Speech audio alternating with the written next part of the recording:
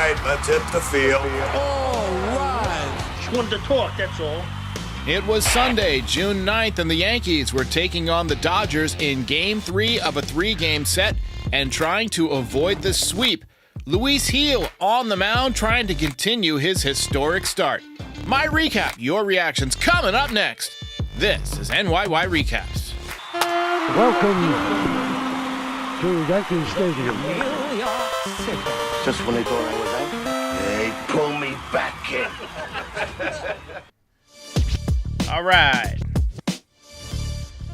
Welcome back, everybody. Welcome back. Yankees avoid the sweep. A lot was made of Trent Grisham in the number 5 spot in the order tonight, TK. We thought maybe Soto would pinch hit for him, but with Soto out, he gets the big 3-run home run.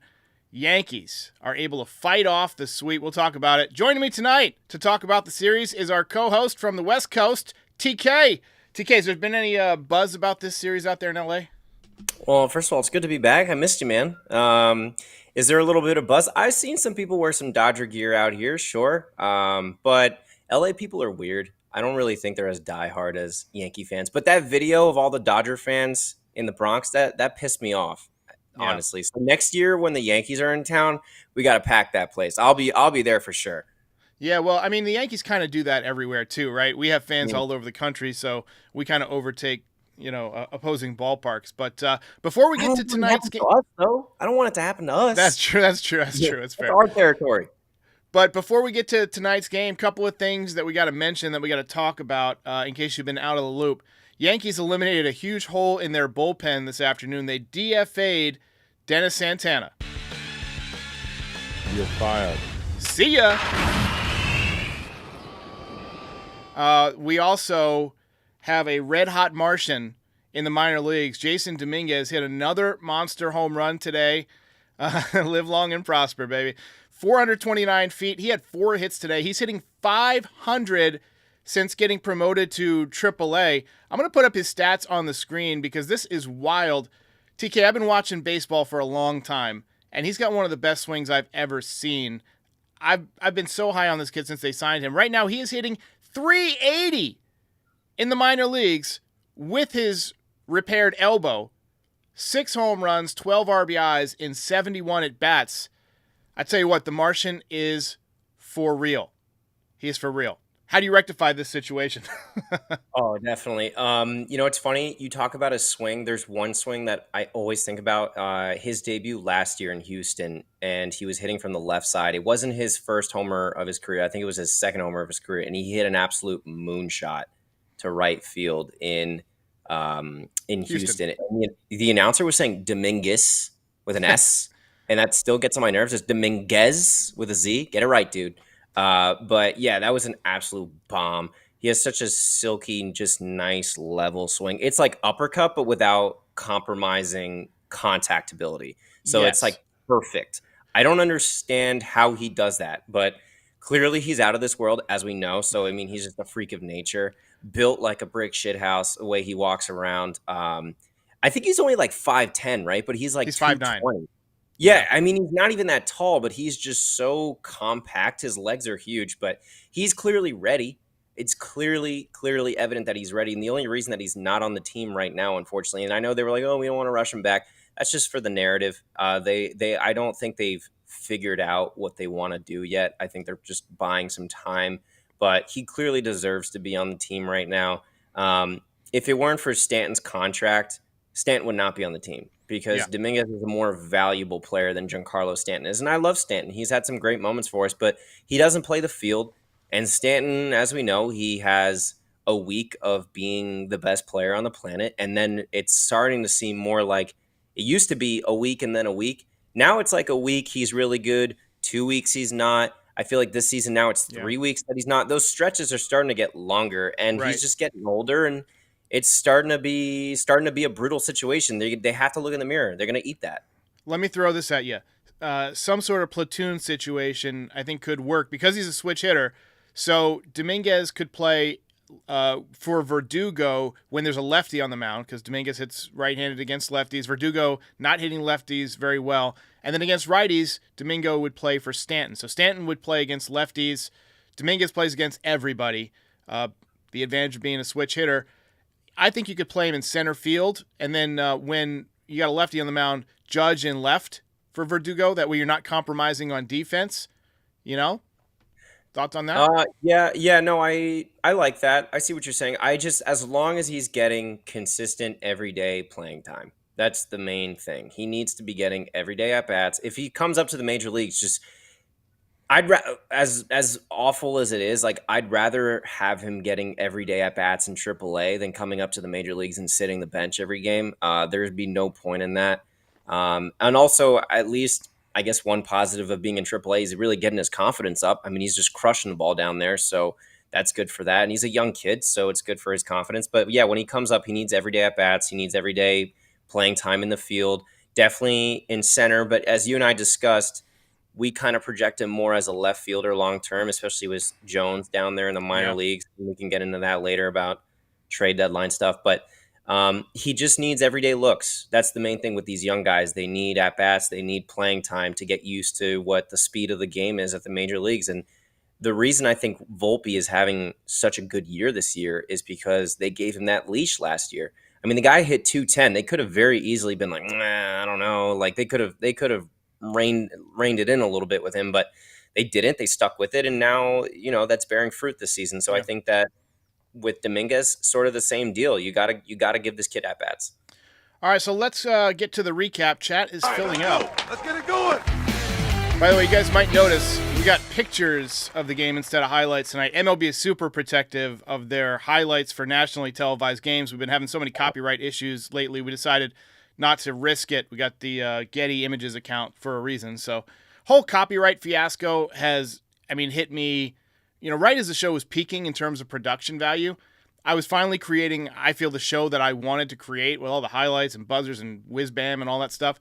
And now we've got to adjust on the fly. So I hope you guys are cool with it. MLB obviously doesn't want to grow the game in that way. So also, small correction on the voicemail show this morning. I said the Yankees are off tomorrow, but they're actually going to be playing in Kansas City.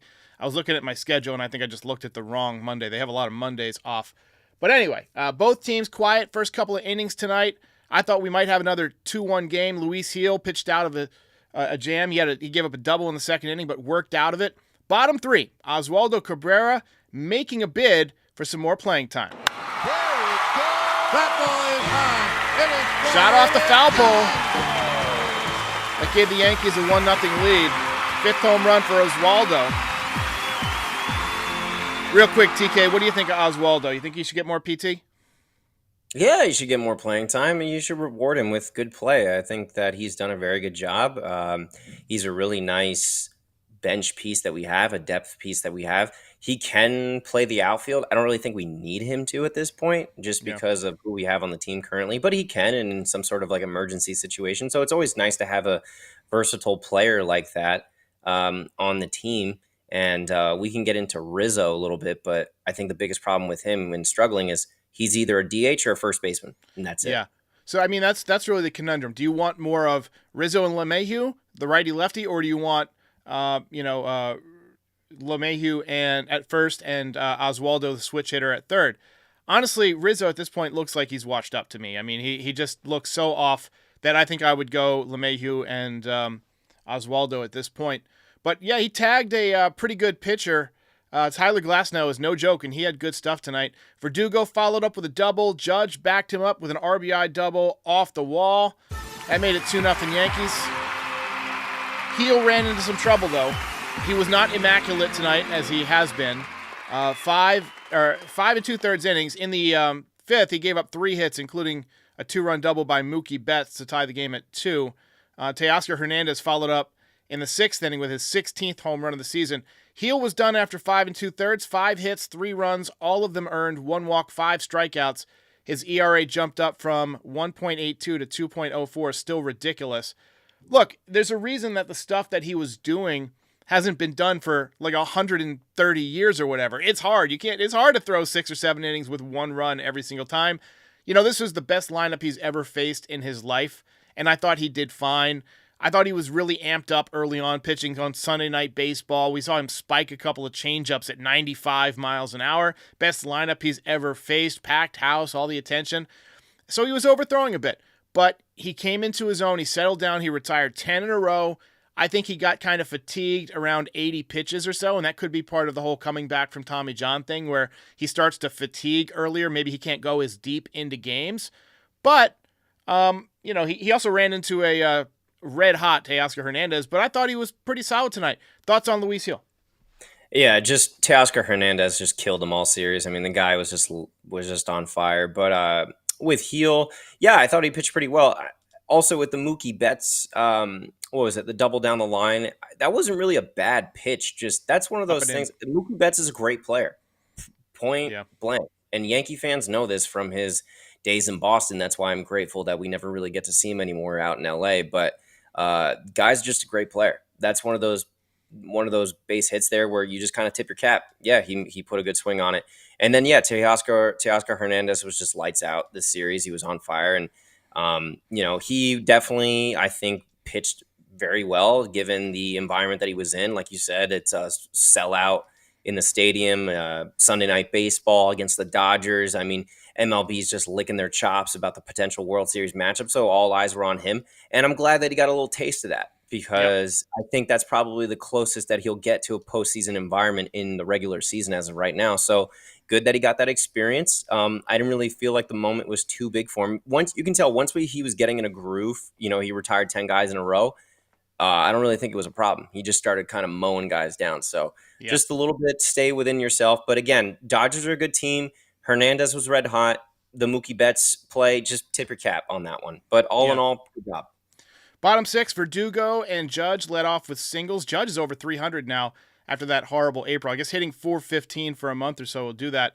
Stanton struck out, just completely overmatched by Dodger pitching, 0 for 13 in the series. But Trent Grisham bailed him out with a big home run. There it goes. That ball is high. Three-run shot. I call that an oldie station exit velocity, 107.7, 107.7.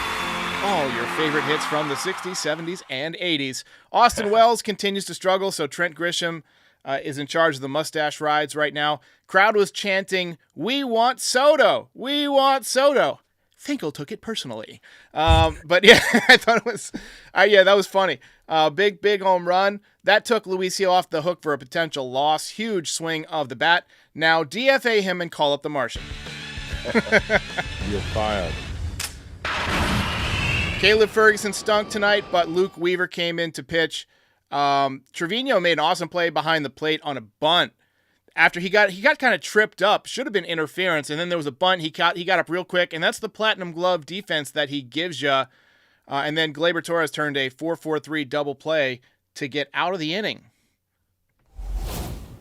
Double kill. That's good team baseball right there, TK.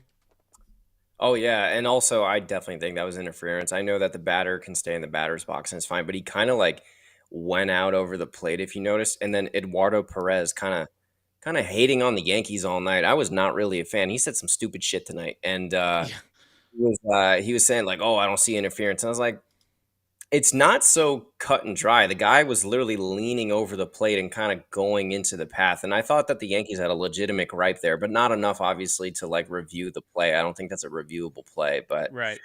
It didn't end up hurting them, so it's fine. But yeah, I definitely thought that was a little bit of a sketchy play there.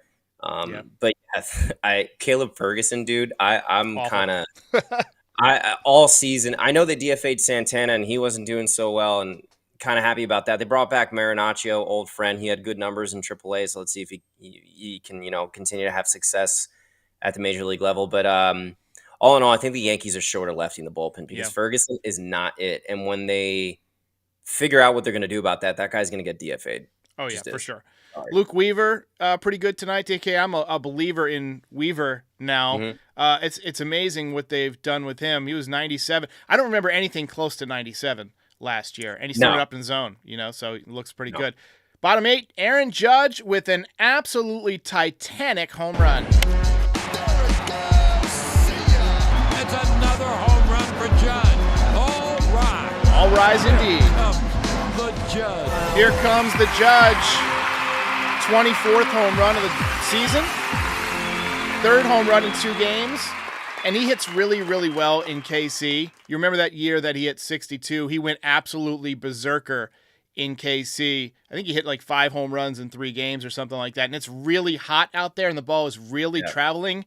So watch out. But KC's good. KC's solid. So they're sneaky kind of good. Bobby Witt Jr., if he played in a real big market, that guy he is an absolute stud, but his star power kind of suffers because he plays for the Royals. But like, if he was a Giant or a Dodger or a Cub or a Yankee, even a Met, let's say, just a big market like that, I mean, he would be all over the place because that guy is an absolute stud. So, but yeah, they're sneaky good. It's weird. I don't know what it is, but it just kind of came together for them. Good chemistry, too. I mean, all right, well, the Yankees hang on to win. They avoid the sweep.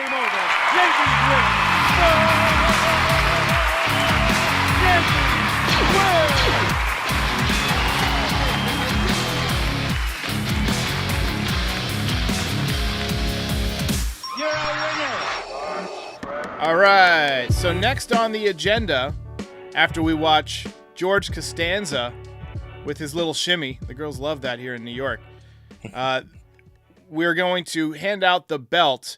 And really, it came down to 2 people between us. We talked this out. Ultimately, I gave you the call. Judge had the RBI double to put him ahead, and then the 24th home run, an absolutely monster shot. Heel with a solid outing against a really good team. And then Grisham with the 3-run home run. Who you got, TK?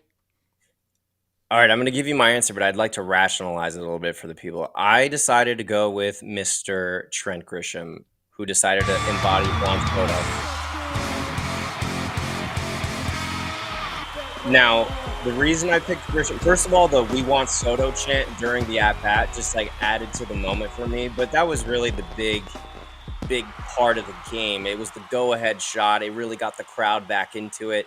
I mean, I think if he strikes out there, you're kind of thinking, oh, we're going to get swept. So that was a pretty big turning point in the game. Judge, absolute moonshot. Yeah, but Grisham, good for him. I think that's his first belt, right? No, he's got 2. In fact, let's take a look at the belt leaderboard. Let me hide this. So Juan Soto has the most on the team. He's got 10. Luis Gil has 7. Aaron Judge has 6. Oswaldo Cabrera and Carlos Rodon, whatever, both have 4. Rizzo has 3. Volpe has 2. Stanton has 2. Clark Schmidt has 2. And now Trent Grisham, easy for me to say, has 2. And there's a lot of other guys, including you, Darvish, who has 1. But, I mean, I think that's the right choice. I think you got it right. Grishy. We got over 1,000 in the chat. Be sure to like and subscribe. We're cruising for a bruising at 40,000. We have 39,500 right now, and we're going to be the 3rd Yankees channel on the internet to cross over 40,000 on YouTube. So go ahead and hit that sub, smash the shit out of it. We're going to talk about a lot tonight. We got a little bit of time here with TK. So I want to show you something real quick, TK. I want to show you Ben Rice, because Ben Rice is having a hell of a season at AAA and AA. 198 at-bats for the people listening, 43 runs scored, 55 hits, 15 home runs, 35 ribbies, 9 stolen bases, so he's got a little bit of speed, 278 average. This is what I love. 400 on-base percentage, 966 OPS. Now, he hasn't been playing first base for very long. He was a catcher, but because he was a catcher, I think his hands are going to probably be better than, somebody that you take from the outfield or somewhere else and put them at first base. We've seen a lot of people suggest that, maybe Judge could move to first base. I don't think that's an in-season move, although I think long-term it might be the play. What do you think about, giving Rizzo the old, vacation in Boca Raton and calling up Rice to see what he can do? At this point, I'm down to try it. I said I was willing to ride Rizzo, but that's just because I didn't really think there was much available at the deadline in terms of first base options, which I still think is the case, unless you want to get creative and move guys around. But Alonso. Ben Rice, dude, I don't want fucking Pete Alonso, but that guy's weird. But Ben Rice, I'm willing to give it a chance. I mean, it's not going to cost you anything. All you got to do is promote the guy. I mean, the Yankees are probably pretty reluctant to do that. Rizzo's making quite a bit of money. They probably don't want to do that. Rizzo's a veteran. Also, I know Rizzo has not been a good player this year, but he does have championship pedigree, and this is a team with not a lot of guys who have championship pedigree. So he was on that 2016 curse-breaking Cubs team. But yeah, those are pretty rough numbers for him right there. But I'm down to try it. Why not? You could promote him. You don't lose the lefty bat either. Ben Rice bats from the left side. And just one more thing about him starting out as a catcher, it's always easier to move positions from within to out. So from catcher to infield to outfield rather than going the other way. Just a tidbit on Mookie Betts being a freak going from right field to shortstop. I mean, that's just like almost unheard of. But also catchers and first base, that kind of goes hand in hand. You're trained to keep the ball in front of you, scoop the ball. So I think that he would probably make the transition to first pretty well. I think Austin Wells even played a little bit of first down in the minor leagues too. Yeah. So I think that, why not give him a shot? Why not? What do you got to lose? But I don't think the Yankees will do it. Let me pose another question at you. Throw this at you. Has Giancarlo played well enough that we could get somebody to take him in a trade if we eat a little bit of, contract? I mean, you look at the StatCast metrics. A lot of teams don't have anybody who, has these kind of, average exit velocities, hard hit percentage, barrel percentage, batting run values in the upper third of the league, 67th percentile. You see the base running value, though, the first percentile. He's literally the bottom of the league. And fielding value, he's got no data because he hasn't played the field at all. He's strictly a DH. Do you think that given the short sellers market this year, there's a lot of teams in it because of the expanded playoffs, so a lot of teams have a chance at the wild card. Somebody might say, hey, you know what? We could use a DH. We could use somebody to, hit a few home runs here down the stretch. Why don't we go out and get the active home run leader, who, by the way, will put fans in the seats an extra hour early so that they can watch him take batting practice. Giancarlo, we've gotten used to him, but I think he has some draw if he's willing to take a trade somewhere. St. Louis is someplace he's rejected before. The Giants he's rejected before, but both of those places I think, could probably use someone like him, Definitely. Well, first of all, we traded Joey Gallo for Clayton Beeter. Anybody can be traded for anybody. So let's just be clear about that. I wouldn't put it exactly like that anybody could be traded for anybody. You're not going to trade Trent Grisham for Shohei. They don't want to do that? Oh, man, that'd be really nice for us. But anyway, I think that with Stanton, there's two main issues. There's two obvious main issues. One is the no trade clause, and two is just the money that he makes with the years that he has left. It's a tough contract to move. Do I think that a team would take a chance on him? Yes, if he was willing to go there because of two things. He gives you 30 home runs if he's healthy. That is valuable. And two, he's proven to be clutch in the postseason, which is also valuable. So those two things there, maybe a team is willing to take him on, but we're definitely going to have to eat like at least half of that contract. And what we get in return, I have no idea, to be honest with you. I mean, you can go on baseball trade values, but that thing is not really that accurate. Yeah. But I think the biggest thing is the no trade clause. Like I said on a previous show, I was like, look, if they sit him down and they're like, hey, dude, give us a list of teams, we're going to shop you around, I think he would do it. I don't think anybody wants to remain on a team that doesn't want you. I think that's pretty evident. So I think he'd be willing to at least explore the option. He's kind of gotten eviscerated in New York before as well. Maybe he'd like to go to a market that's a little bit more chill. I kind of feel like San Diego would be an option for him. I know he would definitely go to the Dodgers, but the Dodgers, no way they take him with Ohtani. Right, they don't need a DH. Yeah, exactly. So there's no way they take him. So, but at least the National League has a DH now. So a couple of years ago, that wasn't an option if you wanted to move him. That like cut half the league out. But now that that's no longer the case, I feel like they could make it work. But I don't know. I would explore it. I would, because like I said, Stanton's had some great moments for us, and I like him. I even have his shirt jersey. You know what I mean? Like the T-shirt jersey that I got when we first acquired him. But it's just not a roster fit. It's just not. He handcuffs the lineup. He handcuffs the roster. He handcuffs the maneuverability of the lineups. In an ideal world, if Stanton was not on the team, let's just eliminate him off the team. Come to Delulu land with me really fast. All right, he doesn't exist anymore. I Thanos snapped him out of existence. His contract is gone. That means that Jason Dominguez is your center fielder, and Aaron Judge and Juan Soto are rotating between right field and DH. That's a lot better That is of a a lot team, better. isn't Yeah. it? It's a lot more of a flexible lineup. It's a lot better of a lineup. It just is. It's just unfortunate that we're kind of stuck with him. And when we first acquired him, I did sort of expect that in the last 2 years of the contract, but I did not expect the drop off to be as quick or as dramatic as it was. And I don't think the Yankees expected that either. Let's talk a little bit about Gleyber Torres, because he's been catching a lot of heat for the season he's had, on both sides of the ball, really. I see that Baseball Savant finally has his base running value where it should be. It's in the 29th percentile. To me, I was astonished when the last time I checked this, he was in like the top third of the league in base running, because the guy is just awful on the bases.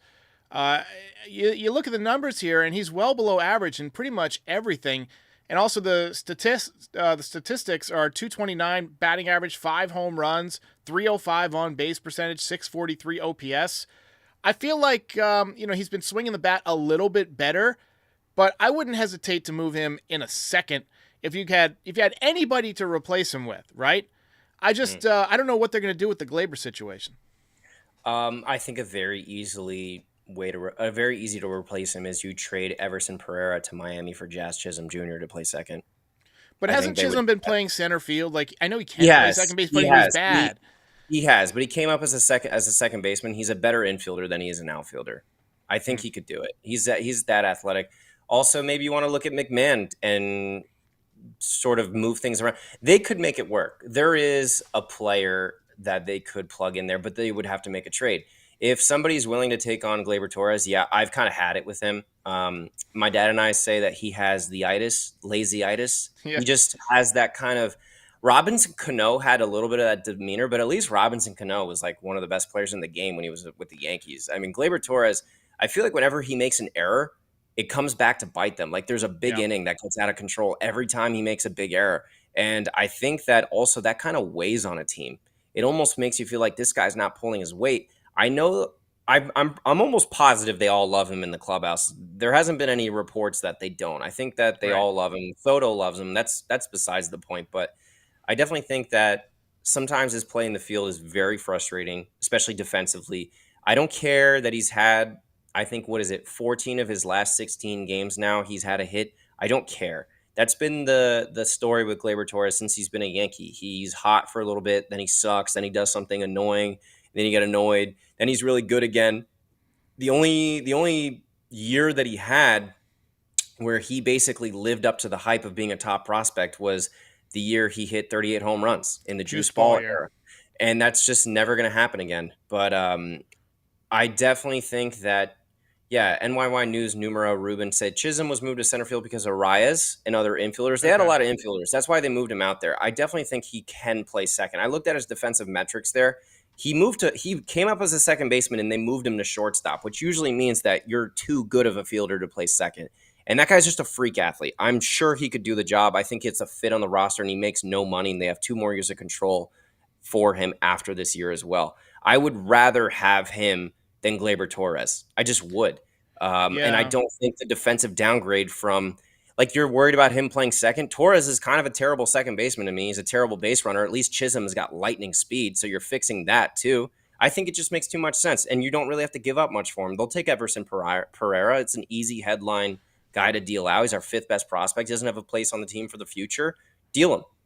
My issue with Gleyber Torres isn't so much the errors, it's how they happen. They happen because of the lollygagging. Yeah. The pop up makes me think of that play when he was like running back with his glove like this, and he just dropped it. I was like, dude, what the fuck? You got to make that play. Watch DJ LeMahieu catch a pop-up. He'll call everybody off, he'll set his feet, he'll get under it, and he'll make the catch. All right, TK. Well, the Yankees avoid the sweep. They head to KC. Obviously not the greatest weekend without Juan Soto, but hopefully he'll be back tomorrow or the next day. I just saw a tweet come through. Andy Martino says, Juan Soto was not available today, but he did swing for the first time since the injury. He said, I feel good today. Playing tomorrow? ? I've got to wake up tomorrow and see how my elbow feels. A positive update from him. All right. Cool. Ladies and gentlemen, thanks for watching. Yankees sneak out a victory. Remember to like and subscribe. We got over 1,100 people in the chat. We're here after pretty much every game all season. We used to have highlights. We're not always going to have highlights now, but we're going to work to defeat the copyright overlords as best we can. And TK, it's pretty whack. It's pretty whack. So whack. All right, we'll see you next. Also, just real quick.